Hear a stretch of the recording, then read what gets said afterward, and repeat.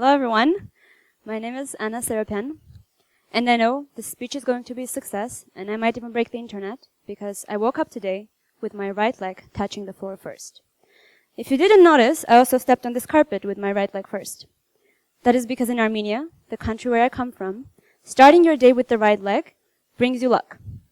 I went through a number of different other customary, routinary, and superstitionary activities today to make sure that odds are in my favor today.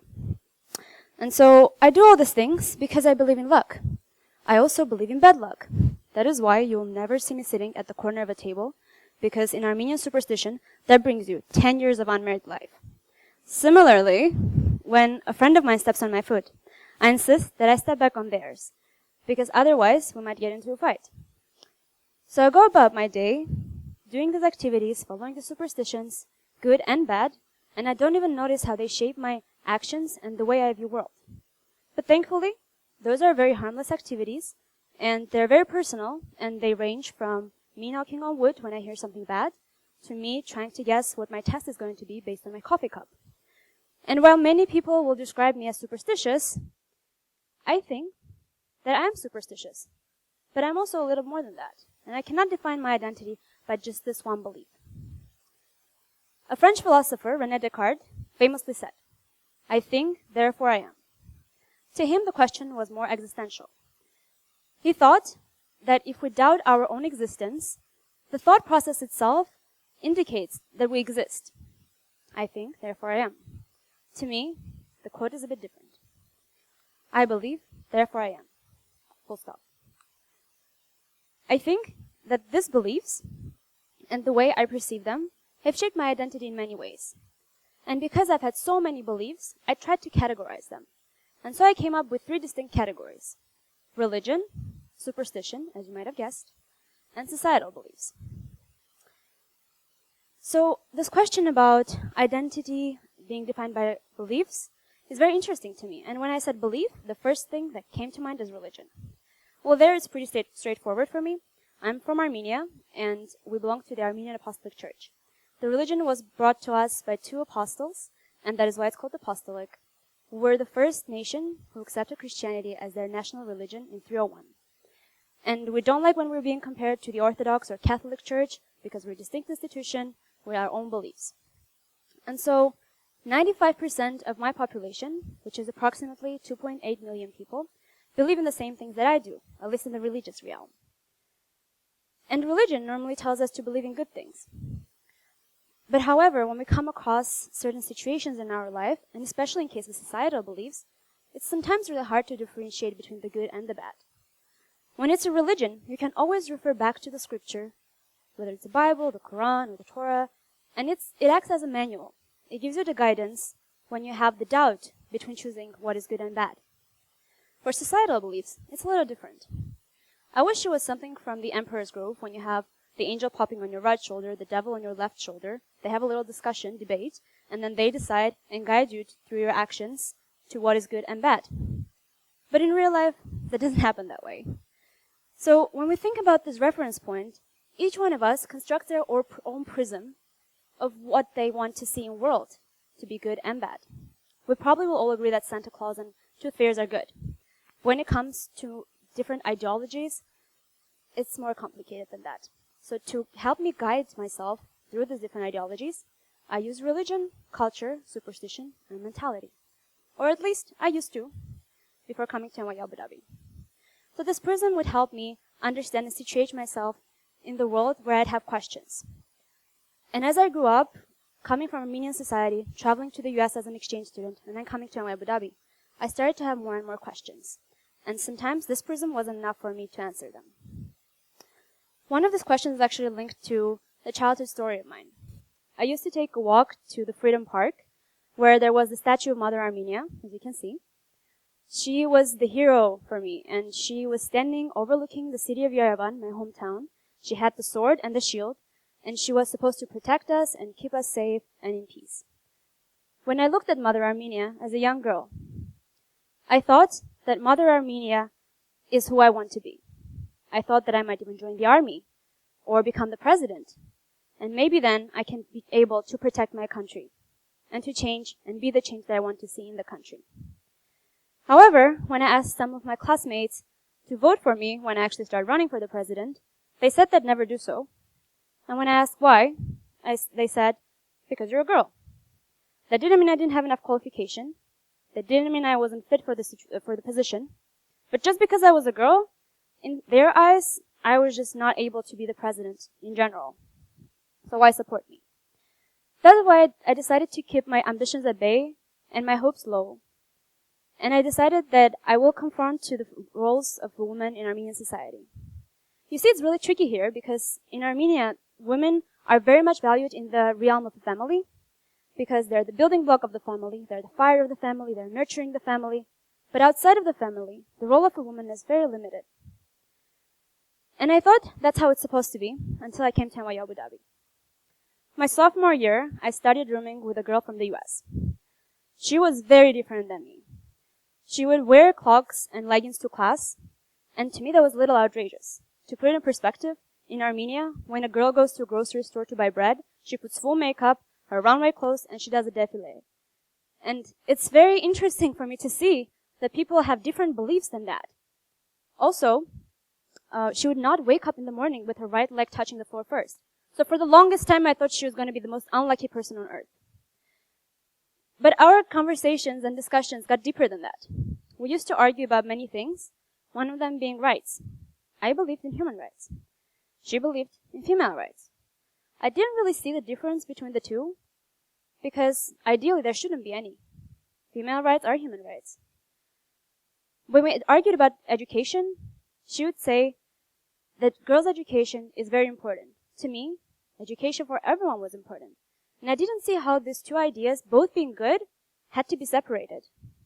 However, I was being very ignorant to the issue that there are 64 million girls that do not have access to education. That's the entire population of France. And that's actually 9 million more girls that are out of school than boys. I didn't understand that just because you're a woman, the access to the human rights sometimes is just not there.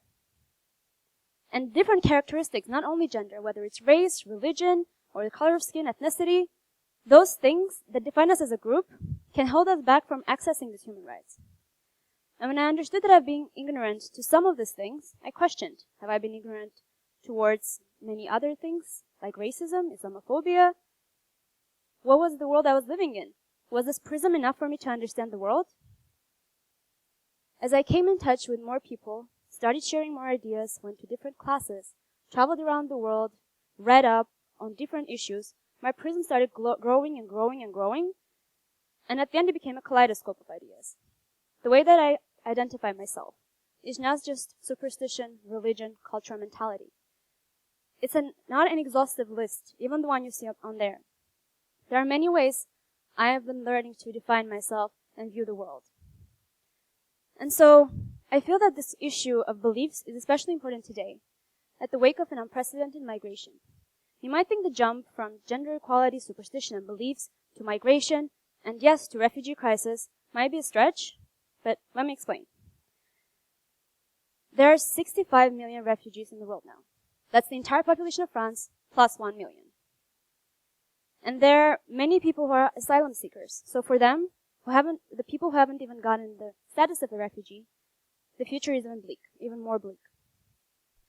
So when these people are fleeing war, coming to a country with a people that have different beliefs, it's sometimes really hard for us to accept people who do not confront to the same norms that we do. People who have a different religion, who have a different view on the world, and who we identify as the other. When I've been preparing to this speech, I came to learn that yes, beliefs make us who we are, make us individuals, but those beliefs don't really have to take us apart. Instead, we can discuss them, we can try to change them, and we can try to identify them as something that can even bring us together. So how I came about thinking about beliefs as not being something that is of a person and identity, but rather something that is more societal and that we can work on as a group, is first by raising awareness. So awareness can be achieved in many ways, whether you decide to travel the world, have a dinner with the local person there, and then have a conversation with them, or you just sit in your room, Google news and you read up on the issue that you care about, there are many different ways that you can reach the understanding of the issue that you truly care about. For me, I joined Knowledge Generation Group at NYU, and it's part of NYU Solidarity with Refugees initiative. And 2 weeks from now, we're going to host a conference with high school students, and we're going to educate them and raise awareness about the refugee issues. We want to raise empathy as well, but not pity, because we don't want to have them think about the refugee crisis in a patronizing way. We want them to facilitate the conversation and treat the people that are going to come to UAE, 15,000 refugees, as equals. Another thing, after you learn about the issues, is to actually doubt what you've learned.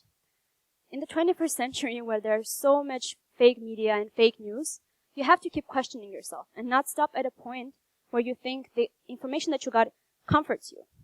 You have to keep asking, you have to keep wondering, and you have to keep doubting yourself. And understanding that you can be tricked into thinking that getting up every morning from your right leg is going to bring you luck. And at the end of the day, René Descartes also doubted the existence, and our existential crisis has brought him to the quote that you just saw earlier. After you realize that you can be tricked, and you realize the issue that you care about, you have to think about the ways that you can address it. So there comes action. Whether you decide to volunteer, whether you decide to donate, there are many ways to go about it. There are many organizations around the world that help fund businesses that are run by women. In Armenia, I know several NGOs that help women that have been harassed or that have been in abusive relationships, that provide them shelter, and they actually provide them lawyers to actually further advocate for their rights. For me, the action is going to be this summer when I join 2 NGOs in Armenia that provide shelter and classes in Armenian and Arabic to refugees coming to Armenia. There are 20,000 Syrians coming to Armenia, and I hope that by my small action, I can help at least several of them to integrate into our community better. And so, as you go about this action list, and you think about how to define yourself after all of the craziness that's happening in the world and you're trying to find you, I urge you to understand an issue that you care about, to pursue it wholeheartedly, and then you can grow your impact. So now when I think about defining an identity and understanding who I am in this world, I do not stop by saying the phrase, I believe, therefore I am. Rather, I leave it a blank, so that there are many possibilities for me to fill it in with different words that I choose based on my experiences and interactions I have. So I believe, therefore I am the change. I believe, therefore I might one day become the female president of Armenia, well, after I turn 35, because that's a requirement to run for president.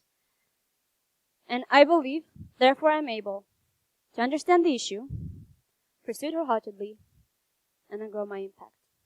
Thank you very much.